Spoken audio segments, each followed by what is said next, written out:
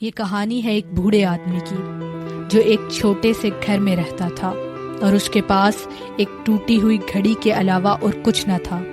65 سال کی عمر میں اس نے اپنی زندگی بدلنے کا فیصلہ کیا۔ اس نے سوچا کہ کیا بدلا جا سکتا ہے۔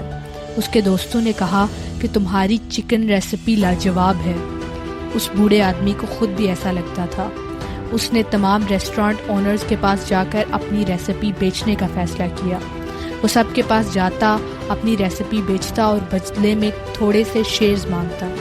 تمام ریسٹورانٹ اونرز کو اس کا یہ آئیڈیا یونیک نہیں لگتا اور وہ اسے ریجیکٹ کر دیتے۔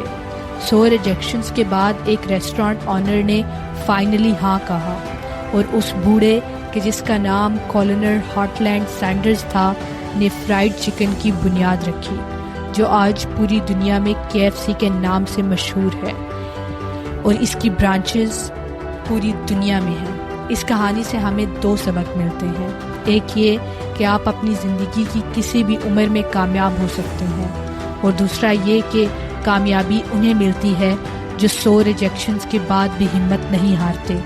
If you fall behind, run faster, never give up, never surrender and rise up again.